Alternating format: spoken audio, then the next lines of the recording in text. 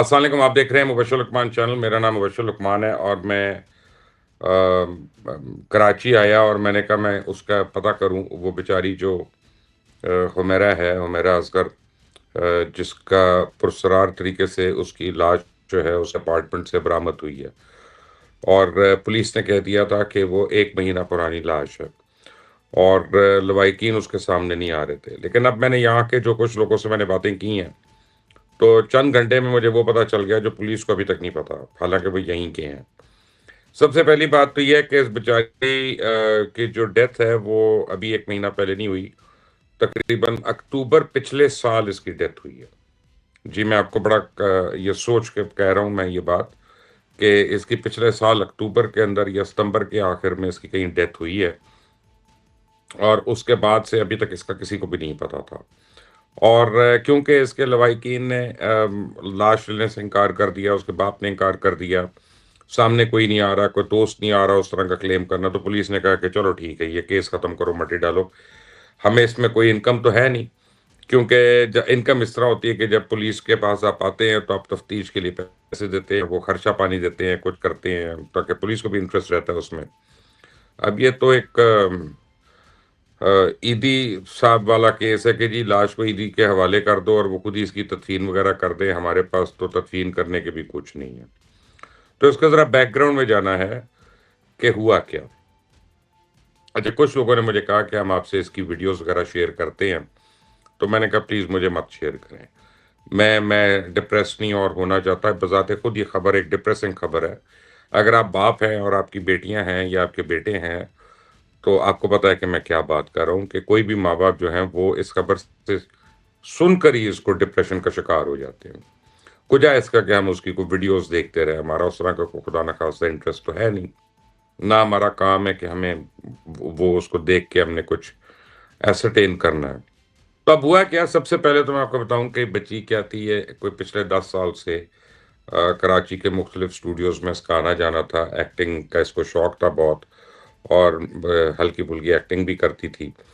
لیکن اس کی acting skills کے بارے میں لوگ کہتے ہیں کہ ٹھیک ہے، اس کو شوق بہت زیادہ تھا اور ہر جگہ یہ ویزیبل تھی، لیکن بیچاری شاید لمیٹڈ تھی اپنی سکل سیٹ میں، اور جو ہے نا اس کو زیادہ بڑے موقع نہیں مل رہے تھے۔ اس کو زندگی کا غالباً جو سب سے بڑا موقع تھا وہ اس کو ملا عدنان صدیقی کا جو پروگرام ہے تماشا، اس کے اندر۔ اور تماشا میں اپیرنٹلی اس کی پہلی باری ایک وہ کیا کہتے ہیں فیم جو ہے وہ سامنے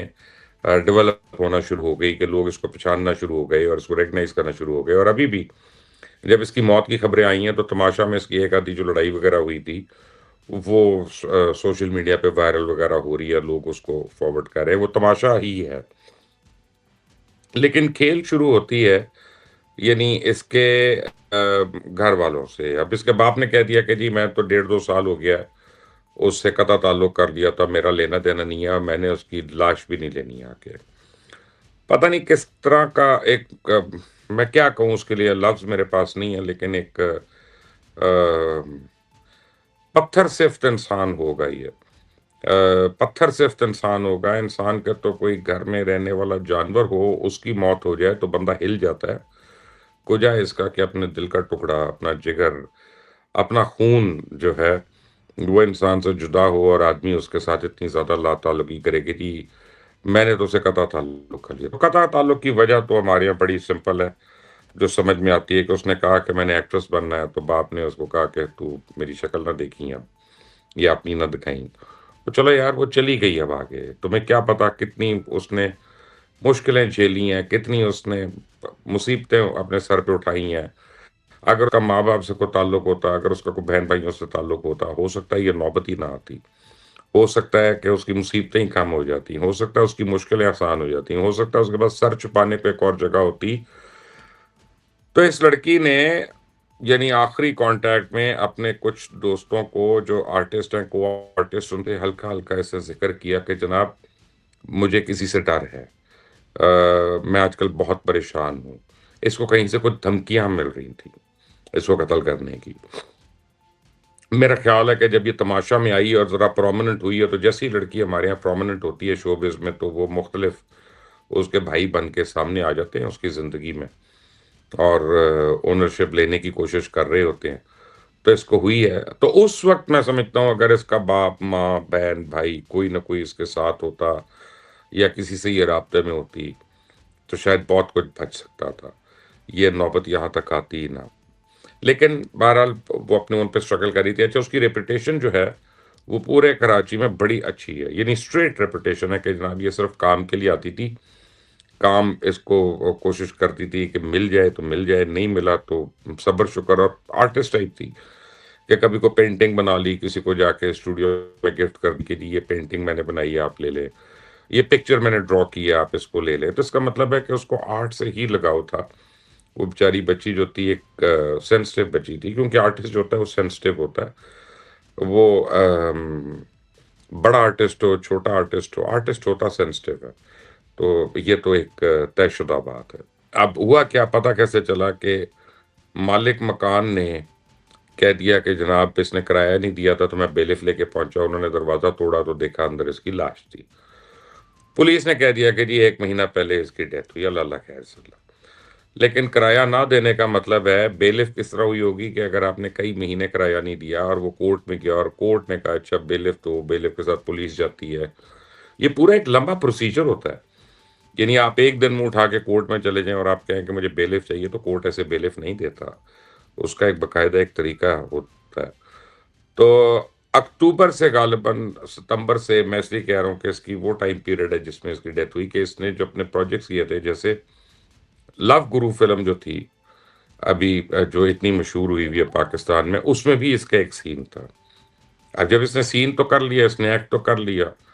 اور جس طرح کی اس کی طبیعت تھی سب کو پتا تھا کہ اس نے تو ہر طرح کی پوسٹ لگانی ہے، فیس بک پہ بھی، انسٹا پہ بھی، کہ جناب میں تو سیکنڈ ہیروئن ہوں، میں تھرڈ ہیروئن ہوں، جو بھی ہے اس نے، یعنی اس ٹائپ کے اس کے وہ تھے اپنا، اس نے ہر جگہ پر لگانی تھی اپنی ویزیبل تصویریں وغیرہ، وہ اس نے نہیں کی۔ اور سب سے امپورٹنٹ بات ہے کہ ایک شخص جو 10 سال سے کام ڈھونڈ رہا ہے، کام کی تلاش میں، اس کو ایک فلم میں ایک سین کا بھی کام آفر ہوا ہے، اب اس فلم کی ڈبنگ ہوگی، تو ڈبنگ کے لیے غائب ہے۔ اور ڈبنگ میں جو فلم کے پروڈکشن اسسٹنٹس ہیں انہوں نے اس سے رابطے کیے۔ رابطے کرنے کا طریقہ تو ایک ہی ہوتا ہے ہمارے یہاں، فون کر لیں۔ تو اگر بہت کوئی بزی آرٹسٹ ہوتا ہے، اس کے بہت زیادہ سینز ہوتے ہیں، تو پھر اس کو کبھی پک اینڈ ڈراپ بھی دی ہوتی ہے، تو وہ اس کا پتہ ہوتا ہے کہاں رہتا ہے۔ نارملی ایک ایک سین، دو دو سین والے آرٹسٹ، 2 سین بھی نہیں بلکہ ایک سین والے آرٹسٹ کا پتہ نہیں ہوتا۔ یہ پتہ ہوتا ہے جنرلی کہ یہ سمن آباد میں رہتا ہے، یہ گلبرگ میں رہتا ہے، یہ رنچوڑ لائن میں ہے، وہاں سے موٹا موٹا اس طرح پتہ ہوتا ہے، انلیس اور انٹل اس شخص کی عادت ہو اور اس نے آپ کو انوائٹ کیا ہو، کہ گھر میں ہوتا ہے نا کہ آپ کھانا کرتے ہیں کہ آج یہ محرم کی حلیم ہے تو آپ نے میرے گھر آنا ہے، آج فلاں نیاز ہے، آج یہ ہے، یا کھانا ہے، دعوت ہے، تو اس نے وہ بھی نہیں کیا ہوا تھا۔ تو لو گو میں اس کا جو سین ہے وہ اس کی آواز میں نہیں ہے۔ لو گرو میں اسی وقت پروڈیوسرز کو دوسرے ایکٹر سے کسی سے وائس اوور اس کی کرانی پڑی۔ تو اب آپ اس سے اندازہ لگا لیں کہ کب اس فلم کی ڈبنگ ہوئی ہے، کب اس فلم کی پوسٹ ہوئی ہے، پھر اس کی پبلسٹی ہوئی ہے، پھر اس کی ریلیز ہوئی ہے، اس کو ریلیز ہوئے ہوئے اتنا ٹائم ہو گیا، کوئی تعریفیں کر رہے ہیں لوگ اس کی، کوئی بہت زیادہ تعریفیں کر رہے ہیں، ہٹ ہو گئی فلم، ابھی تک کو 100 کروڑ کا بزنس کر چکی، لیکن آج اس کا یہ پتہ چل رہا ہے کہ بیچاری اپنی فلیٹ میں مردہ حالت میں پائی گئی۔ اب جو لوگ گواہ ہیں جنہوں نے وہ ویڈیوز دیکھی ہیں جو مجھے فارورڈ کرے تھے، میں نے نہیں لیں، وہ تو کہتے ہیں اس کے جسم کے اعضاء جو ہیں وہ سیپریٹ ہونا شروع ہو گئے تھے باڈی سے، بالکل باڈی گل ول گئی ہے، بیونڈ ریکگنیشن ہے۔ وہ جو بھی پتہ چلے گا وہ صرف ڈی این اے سے پتہ چلے گا یا فورینسک سے پتہ چلے گا، یعنی اب اس کی شناخت نہیں ہو سکتی، باڈی کی کنڈیشن ایسی ہے، کیونکہ اتنے مہینے سے وہ باڈی جو ہے اسی حال میں پڑی ہوئی ہے۔ تو سوال یہ پیدا ہوتا ہے کہ پولیس اس کے اوپر مٹی کیوں ڈال رہی ہے؟ کر لیں، کبھی زندگی میں کوئی کام اپنی ذمہ داری سمجھ کے، ڈیوٹی سمجھ کے بھی کر لینی چاہیے، صرف تیل پانی پتی کے لیے نہیں کرتے انسان، کو 10-20 ہزار ملے تو میں آگے چلوں، یہ وہ کبھی یہ سوچ لے کہ یار میں اتنے گناہ گار آدمی ہوں تو اللہ تعالیٰ شاید اسی وجہ سے مجھے کو بخشش کا سامان ہو جائے، یہ ہو اس بچی کی، میرا اصغر کی، اگر پتہ چل جاتا ہے کہ اس کو کس نے مارا یا کیسے، what happened in the end,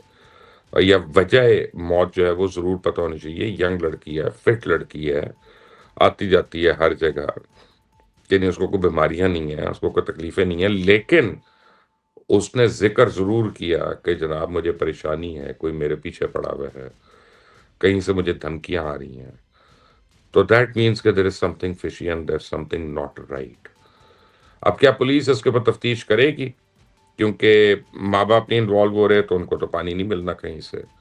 کوئی دوست سامنے نہیں آ رہے، کوئی پروڈکشن ہاؤس سامنے نہیں آ رہا، تو پولیس والوں کو کیا پڑی ہے؟ سندھ گورنمنٹ کا بھی یہی ہوگا، اچھا ٹھیک ہے تھوڑے دن میں لوگ بھول جائیں گے، کوئی اور کیس پہ آ جائیں گے. تو اللہ اللہ خیر صلی اللہ. تو باٹم لائن یہ ہے کہ حمیرہ اصغر فوت ہو گئی، اور حمیرہ اصغر کے فوت ہونے میں میں اب ایک ویلیو ججمنٹ دے رہا ہوں کہ ہم ساروں کا شاید ہاتھ ہے. ہم ساروں کا، میں سوشل فیکٹر میں کہہ رہا ہوں کہ ہم اتنے بے حس ہو چکے ہیں کہ ہمیں پتہ ہی نہیں کہ ہماری اولادیں جو ہیں وہ کس اسٹیٹ آف مائنڈ سے گزر رہی ہیں. ہم اتنے اتنے پتھر دل ہو گئے ہیں کہ خدا نہ خواستہ کسی بچے کو تکلیف ہوئی ہے اور ہم کہہ رہے ہیں کہ نہیں، میں تو اس کو کہا تھا نا پہلے کہ غلط ہے اور میں صحیح ہوں. اب چلی گئی، وہ دنیا چھوڑ کے چلی گئی. اور اب یعنی یہ ہے کہ ہم اتنے یعنی سیلفش ہیں کہ ہم جس وقت کام کرتے ہیں، سالہ سال سے ہم کام کرتے ہیں، چاہے چھوٹا کام کر رہے ہیں، چاہے بڑا کام کر رہے ہیں، چاہے بہت بڑا کام کر رہے ہیں،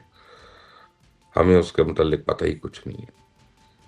تو یہ تو نہیں میں کہوں گا کہ ہم ذمہ دار ہیں، لیکن یہ ہے کہ ہم بے حس ضرور ہیں. اور سوچنے کی بات ہے کہ یہ جو میں تو اس کو مرڈر کہوں گا، کیونکہ جب تک اس کی فورینسک رپورٹ سامنے نہیں آتی، اس کا مطلب ہے کوئی نہ کوئی اس کو دبانے کی کوشش کر رہا ہے کہ کسی طرح سامنے نہ آئے، بجائے ڈیتھ نہ آئے. اور یہ ہے کہ اس کے فونز کا ڈیٹا ذرا پتہ چل جائے کہ اس کو دھمکیاں کس نے دی تھیں، تو پھر شاید اس بیچاری کو انصاف بھی مل جائے. لیکن کیا انصاف ہوگا جس کے اپنے گھر والے جو ہے اس کی لاش کی تدفین کے لیے نہیں سامنے آ رہے؟ اس بیچاری کو اور کیا چاہیے تھا اس دنیا سے؟ سوچئے گا اس پہ. اللہ حافظ.